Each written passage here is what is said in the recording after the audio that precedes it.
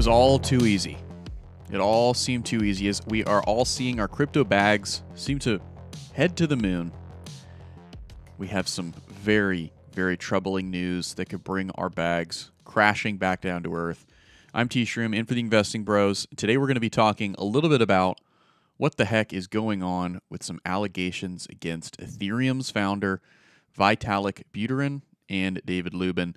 There have been some pretty serious allegations levied against them, allegations that are surpassing the scale of the infamous FTX scandal involving SBF. This is very strange. This is potentially very big, and I am taking them seriously. I'm not saying that they're true. I'm not saying that they're false, but I'm taking them seriously at this time. And this, ladies and gentlemen, is hard mode. You have entered now hard mode of crypto. It is no longer easy. We thought it was easy. I'll just make some picks based on a few hours of research and watch your bags pump. And that's what the last couple weeks have all been about, right? Telling people at the bar, hey, have you bought crypto? Have you bought crypto? Have you taken a look at it? I'm up 15% on several coins. And you thought you were going to have another 5-6 months of that, didn't you? Well, unfortunately, the truth is that crypto is a little harder than that. And those who've been in previous cycles know that to be very true because there's a little thing called FUD. Don't know if this is complete FUD yet, if it's false FUD or what. We're going to get into some of the details there. But first, let's get into the economics really quickly. There's not much, guys. Don't worry. Stay with me here. Wednesday, November 8th, Fed is speaking. Okay, and then also, Thursday, the Fed is speaking at 10:15. And then also Friday at 3 p.m., the Fed chairman, Jerome Powell, will be speaking. Okay, so those are usually fairly important. However, I don't think that these are going to be direct addresses to the economy. I think that these are more than likely kind of interviews with maybe the Brookings Institute or something like that. Moving on, though, we've got some pretty big headlines, and they do seem to be affecting markets here. I want to show you guys the ETH chart here on the 4-hour.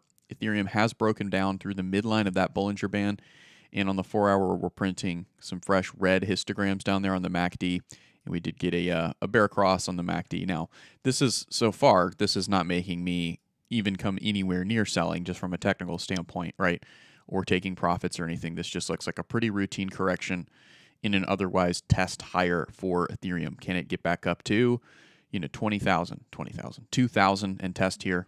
Back up to 2,000. Well, with the news that is circulating around the interwebs, I'm thinking probably it won't get up to 2,000. More than likely, it's going to see some turbulence here, and we're going to get to exactly why in just a second. First, let's go ahead and get into it. So, taking a look here, we will start with the Bitcoinist article. Okay, this was written by Jake Simmons. Now, guys, if you're just waking up, this is going to be bumpy. Okay, so strap in and so Ethereum Insider says fraud revelations come in weeks, not months.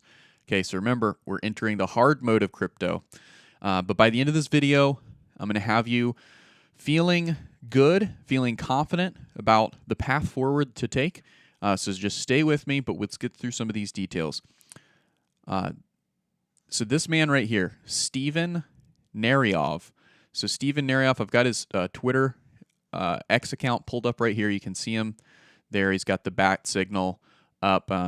He's got the Ethereum Foundation in his bio.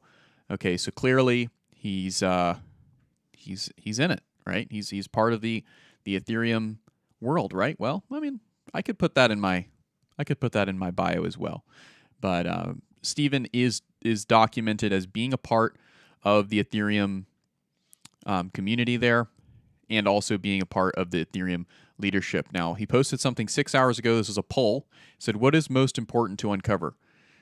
Corrupt government officials, money, unfair corporate influence, fraud committed by public, government weaponization. So there's kind of two questions here that has been formulating in my mind as I'm taking a look at this story, which, again, we're going to get into the details here. The first question is it true? Are the allegations true? Okay. The second thing is, what are the allegations? This article doesn't. It's not exactly clear what the allegations are. Steven Naryov is mostly here just kind of threatening to expose information that is going to be damning to Vitalik and Joseph Lubin. I said David Lubin. Joseph Lubin, I apologize.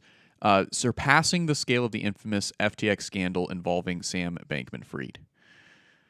Naryov, in a statement, emphasized the severity of the alleged fraud, saying Ethereum is the fraudulent elephant in the room in plain sight, 1,000 times bigger than SBF. Okay. And he said, I don't care if you believe anything. I have done more in this space and show a level of integrity through this false prosecution, come back to that in a second, that hardly anyone can match. His statements reflect a deep conviction in the truth of his allegations after U.S. prosecutors dropped the extortion charges against him in May this year. Now, this is a pretty loaded sentence. Do we take the word of someone who's had extortion charges against them as more credible or less credible? The other part of this sentence, why I said it was loaded, is because those extortion charges were dropped in May of this year. Okay, now I don't know all the details of that. I don't know what went into the dropping of those charges. I don't know if they were fully or partially dropped. And I don't know what those charges even were. Okay, so all I know here is that he has come into some issues with the law, right? But, you know, people get framed, especially people dealing with a lot of money. Okay, but he mentions a false prosecution, and I think this is kind of our first clue of what he may actually be referring to. I'm not exactly sure. Ethereum's ecosystem would not exist if it were not for my intentions. Lubin and Vitalik held back crypto to benefit themselves, he claimed, suggesting a betrayal of the initial vision for the cryptocurrency. So this is a little bit more clarifying. Ethereum's ecosystem would not exist for my intent if it were not for my inventions. Inventions, he says, not intentions. Excuse me. So this is a little bit revealing. Why? Because this is someone who clearly wants the credit, right? Justified or unjustified. It's someone who wants the credit, and you know, potentially rightly so. You know, I would hate to have built Investing Bros, right, and then never get any credit, right, for having built it, right? That would feel bad. And it does, you know, seem when you think about Ethereum, you definitely think of these two gentlemen here, Lubin and Vitalik, right? However, you never think of this guy, Naryov, and perhaps he's bitter about that, you know, but is that bitterness manifesting in a coming to the public with a truth or with coming to the public with some evidence that could lead to FUD, right, but isn't actually damning? Okay. He also says this. The silence is clear, confirming I'm right over the target. Naryov stated, pointing to the absence of public comments or denial from those he has accused.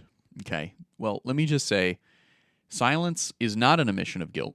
Okay, if you've worked with any legal team, you know that staying silent is a benefit. Okay, that's why we have the Miranda rights in the United States, right? You have the right to remain silent. Anything you say can and will be used against you in a court of law. There's a reason why that exists, guys. It's not just so there's some, you know, sexy moments in every cop movie.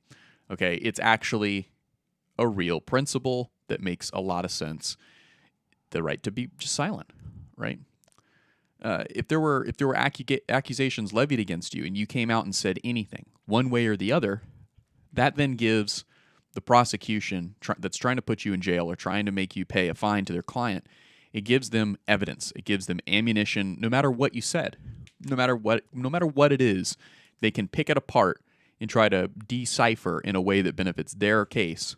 They can try to decipher and use that against you, right? So you always want to remain silent if you can. And silence, in the West at least, from my understanding, should never be considered an admission of guilt. So that's a pretty big objective strike against Naryov.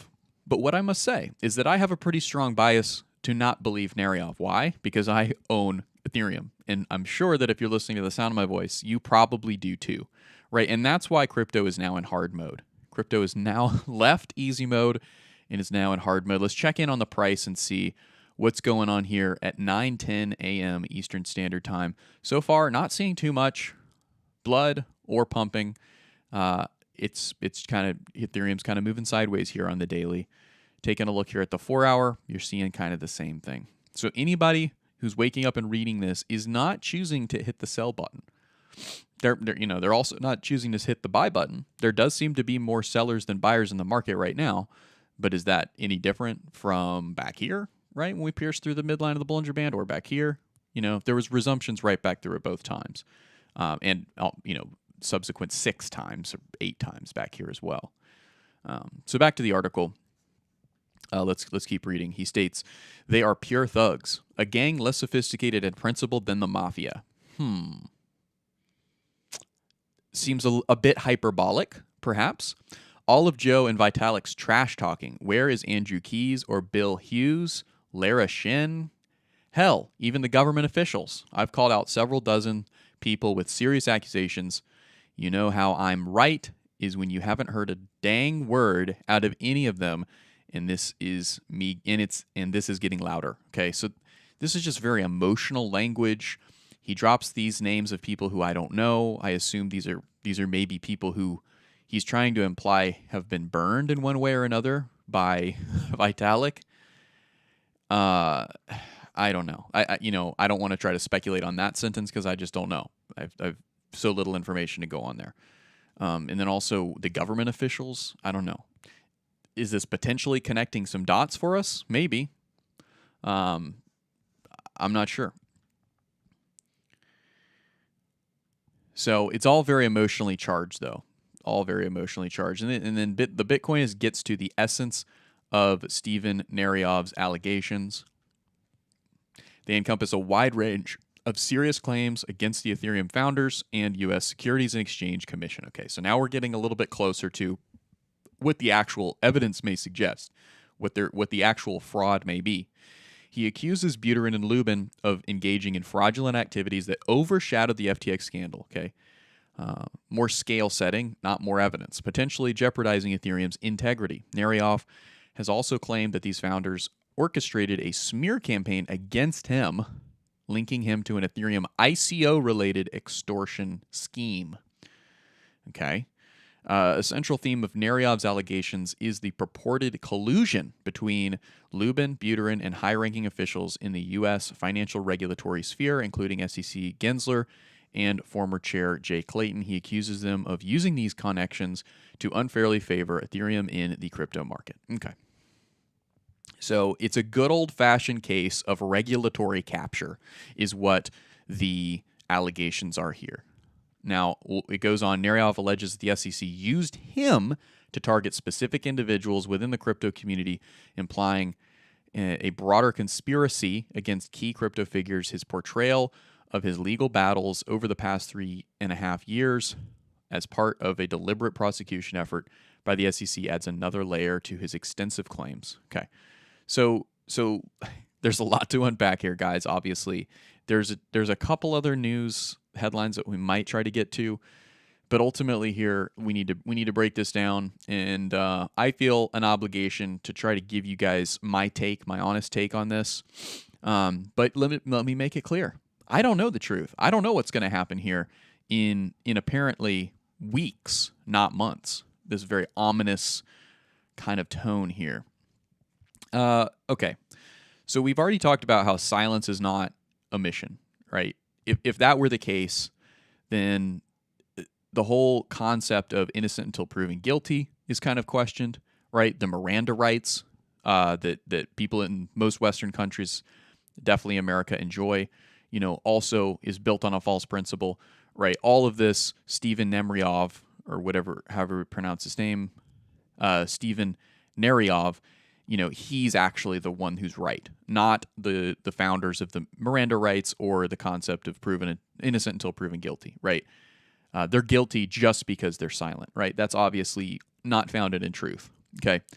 The other thing that I know is that organizations have problems. If there's anything I learned in 2023 and 2022, it's that organizations that have a lot of potential, right, and are dealing with a decent amount of money are prone to issues, okay? In any organization, it doesn't have to be one, bloated with cash. It can also be just anybody trying to work toward a common goal. That goal may become not so common, right? and there may be a splitting apart, a fork, if you will. For us crypto folk, that's something that we can get our heads around. So with Steven Naryov, that more clearly what has happened here, because as evidenced by him feeling that that he would not exist, that Ethereum's ecosystem would not exist if it were not for his inventions. Clearly, there is a fork here. He is valuing his inventions more than the rest of the team. That is so much that we can say to be fact, right? He feels undervalued. He feels as though he's been wronged, and potentially rightly so, right? How many of us have contributed to a team and that team did not acknowledge our contributions in the way that we felt appropriate? Now, as adults, most of the time we're able to overcome that and just kind of go with the flow, right? Okay. So what I want to say, though, is why this is hard mode for crypto is because we don't know the truth. I don't know the truth. We have some information here from this article, that he was part of extortion charges this year, but those charges were dropped. Okay, so those kind of cancel out, but they do show that he's been involved in some pretty intense situations, right? But he is an attorney. So he's an attorney. He has a lot of experience with these types of situations, helping others get out of it. And potentially he also has tried to help himself get out of some pretty sticky situations. Okay. But organizations have issues. Organizations don't always just march down a common path perfectly in lockstep with the leadership, especially something that is at the onset trying to be heavily democratic and decentralized, right? Okay. So, of course, someone is at some point is going to get burned. I mean, if you look at Ethereum, right, and the founding of Ethereum, those founders, the original founders, all forked off and started their completely own projects, right? That's the nature of what is going on here in this Wild West industry, is that people don't agree with each other on the future of currency. Imagine that, right? And they go off with their high levels of intelligence and competency, and they go create their own projects, right? That so far have been wildly successful in their own respects. Okay, so we have also the timing here. So Steven is coming out at a time when what? When there's a lot of noobs. Now, this is a little bit 4D, and I don't want to make it seem like Steven Naryov is coming out only for this timing, but it is something to mention. Think of the timing here, guys. For over the last 2 years, I've had maybe 100 people come to me and start talking about Bitcoin because they knew that I was into Bitcoin, right? Of those 100 people, the most of them have come to me in the last 3 weeks, right? Because when price go up, people get interested. They say, hey, could my bags go up with that price? The answer is yes, right? So what does that translate to? That means there's a lot of noobs in the space right now. A lot of people who have never dealt with a FUD story, right? The most that they've dealt with is maybe they've got some money in the 401ks and the Amazon and the Google antitrust, cases that they always win. So that's kind of what we're dealing with here. Also that dynamic that there could just be a good old-fashioned shakeout here with Steven Naryov and maybe a couple of people who are trying to FUD the market so that they can buy lower or short the market. I don't think it's that, but that is a dynamic to consider. It could be that simple. The other thing to remember here, too, is that while Steven Naryov may have some issues and he may have some true allegations against Vitalik and Joseph Lubin, that does not necessarily mean that this is going to affect the price of Ethereum in the long run. There is a chance that whatever the fraud was, right, and again, I'm giving him the benefit of the doubt for this moment, but whatever the fraud was that he's alleging, if true, may only implicate Vitalik and Joseph themselves. Now, it wouldn't look good for Ethereum, but if the integrity of Ethereum is held, right, and it doesn't come under attack directly, then Ethereum may just continue on, under the Ethereum organization, right? And it may just soldier on and, be what everybody thinks it's going to be into the future. So that is another dynamic also to realize. But here it is kind of zoomed out. Let me just kind of lay it all out for you guys, is that this is now the moment where if you're getting into crypto, maybe you're not brand new, right? But maybe you've only been in for 3 or 4 months, right? First of all, props to you for getting in at like the best time in the cycle. Hopefully you've been, DCAing quite well. But this is a tough moment, guys. I'm going to level with you. I'm going to be honest with you. You know, when I was first reading these, did my heart rate increase? Yes. When I was reading this article, oh no, what's going to happen? Should I sell? Should I sell right now? Get ahead of the market? You know, I wouldn't experience as much loss if I sold right now. And I was probably one of the first 100, 200 people reading this because I get up very early to review all the news, right? So I was thinking to myself, man, I could get ahead of it all. I could sell, and then I could use that money to buy some meme coins and get really rich, right? All these thoughts. But, you know, I'm glad that I have a much more settled voice that lives inside of me. It's not just the crazy voice, right? It's not just the voice that results from an increased heart rate suddenly from reading some what could be FUD, right? There's a calm voice. And I've been saying this for weeks. You have to find the calm when you're in crypto. Are there going to be big things that happen like FTX, right? Yes. But you have to be calm through that. And you have to work diligently to make sure that you are positioning yourself to be minimally exposed to those types of chaotic events. So what do you do here? Well, it's up to you. That's the thing, is I'm a guide to help you gain the information that you need to make the decisions. But that's why we always say it's not financial advice. We don't make the decisions for you.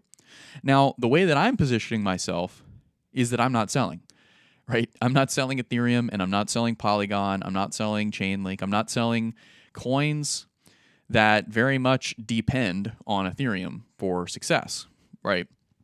I'm not. That's not the decision that I'm making here. I at least want to wait to see what the allegations are. But chances are, the way that I've seen this type of thing happen is that something's going to happen with this Neryov guy, and he's going to be completely discredited. You know, there's a lot of very smart, very patient people in crypto, especially in the higher ranks, so to speak, folks who've founded organizations. And what I imagine is going to happen here is that someone with a very level head, very trusted, is going to come out and say, hey, you know, Steven Neryov's claims they're not right. You know, he needs to get help, XYZ. And then there'll be speculation, oh, well, it's a deep fake, you know, it's a 4D chess. Someone's just trying to smear him and make him look discredited. And there'll be a lot of back and forth. There'll be a lot of controversy. But ultimately, I think that there's no way that this could be true because of the emotional way that Neryov has kind of come forward with a lot of this information. It seems very, very panicky. And if he truly had some damning allegations that would eclipse the scale of FTX, why wouldn't he go to the press first? Why wouldn't he go to some journalists and talk to them about this first, right? Why would he try to just tweet about it directly? Okay. We did read an article about that, but that article is written based off of these tweets, right? These tweets that he's put out today. Okay. So there's some questions to be asked there.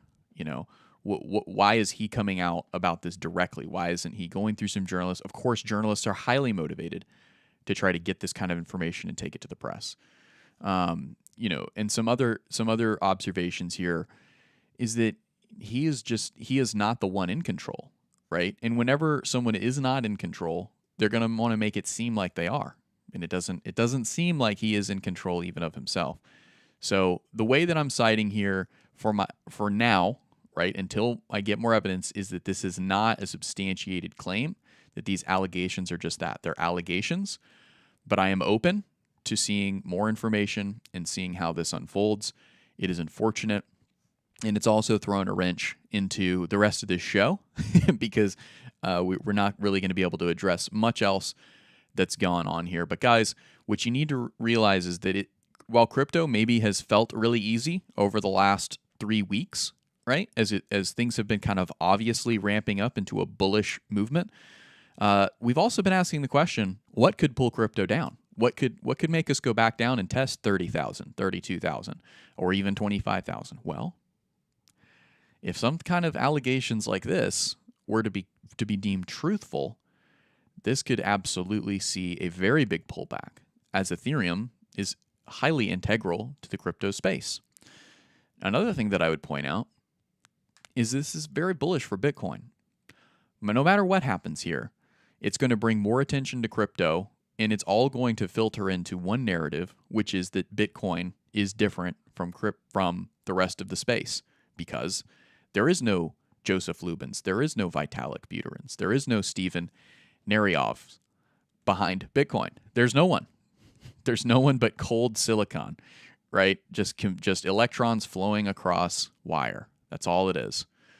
Okay, so that really is a bullish argument for Bitcoin.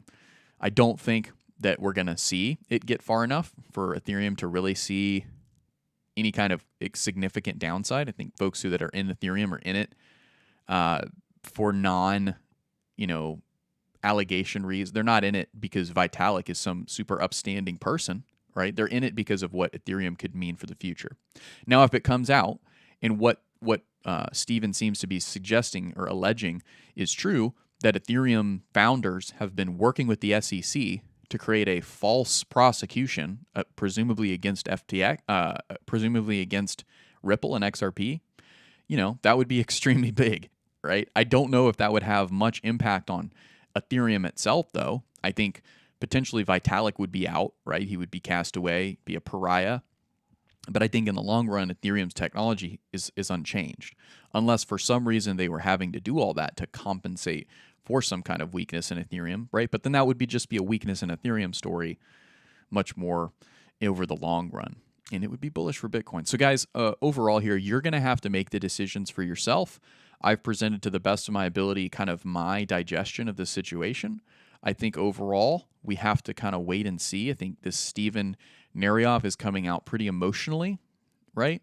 Why wouldn't he just kind of present the facts and take a step back? It seems like he's kind of panicky coming out with a bunch of emotionally charged language, saying that his inventions weren't recognized to a certain extent that he felt good about, and then also saying that Vitalik's silence is an admission of guilt, right? That's just classically false. So it's not looking good for Steven. He's a figure who's come into my consciousness today. There's so many figures in crypto. It's hard to keep track, but I don't, now he's significant, right? Now he's getting a name, and that may just be that simple that someone wanted to get a name today. Let's go to the chat and see what is going on here. Meek Vision said, buying Cardano, though. A mellow fellow said, yo, Hiker, what's up, man? Ninja Glock said, I just posted the famous meme of Vitalik behind the girl wearing her hat. Yes. Smash the likes. Yes, absolutely. You should smash the likes, and also consider subscribing if you're getting value from this show. Mellow Fellow said, T-Shroom throwing shade. What shade am I throwing? I'm not sure. This is a difficult story to cover, guys. I'm doing my best. But ultimately here, I want to see what the chat's saying. Thank you, my brother, Amello. Be safe today. Yeah, definitely be safe. I'm still bullish on DOT. I continue to buy and stake, but pretty much everything will go up a lot, guys, if you are here now and accumulate. Yeah, so I'm reassured by the tone in the chat. Does not seem to be too shocked, too fearful, which is really good. CBD Study said, at work, but just checking in. What's the rumor? Hurry, I gotta go. Yeah, so... and then Meek Vision said, GM Shrooms. Yeah, so definitely hit the like button, subscribe. Guys, the show is not usually like this, but we had some news that would be very, very foolish to just pass over. These are some serious allegations from someone who has advised Ethereum officially in the past and is an attorney. I mean, I haven't seen his bar certifications by any means, but he claims to be an attorney, and it looks like he probably is. So he does have some credibility there. But ultimately, you have to imagine that if he had something big, if he had some kind of revelatory information, right, he would have already brought that forward, or he would have shown it to some people who are also credible, and they would be coming out on his behalf and saying, this man has something serious. Steven Narioff has something serious that potentially Ethereum founders are colluding with the SEC to suppress all of their crypto for its own gain. Right? You'd think that there would want to be some other people who would see that evidence and say, hey, this is legit. But no, for some reason, Steven Narioff has found it to be, and maybe that's the case, and this article isn't covering that, right? But it appears as though Steven Narioff seems to be a lone wolf in this, kind of coming forward by himself, and there seems to be plenty of indications that he maybe is slightly less than trustworthy, at least with this scale of a news break. So that's my take. I could easily be wrong, and that's why this is a hard mode in crypto. You have to make sure that you're figuring out for yourself what you want to do. I'm not selling, right? Am I going to decrease my DCA into Ethereum? That's another question for another time. I've got to think about that one. But I know that I am excited about a lot of other crypto projects, and some of those, like Caspa, doesn't touch the Ethereum network at all. It's not in the Ethereum ecosystem at all. It's not like Polygon or Arbitrum. It's totally on its own, right? So obviously Bitcoin, completely sovereign to Ethereum. It is out on its own. I want to leave you guys with a positive note here. The SEC Inspector in general says prohibition on crypto ownership hinders agency hiring. So a little bit of a light note there. They're finding it difficult over at the SEC to hire people who know anything about blockchain because they have some policies that you're not allowed to own it and also work there. Obviously, it's going to be difficult to find some folks because if you know anything about blockchain, it's that you want to at least own Bitcoin, right? All right. Well, that is going to be it for today. I've been T-Shroom in for the Investing Bros. Make sure that you tune in Mondays, Wednesdays, and Fridays, 3 p.m. Eastern Time, when Tim and I go live. We do a lot more TA. And again, guys, this show today is unlike what it usually is. We covered one story and pretty much one story only. And also, we had a good time, I think, because the chat does not seem to be overcome with fear or FUD, which is very encouraging. Guys, I hope that you are not overcome with fear or FUD either. Regardless of what happens, just know it's all going to be okay, and have a great rest of your day. Bye.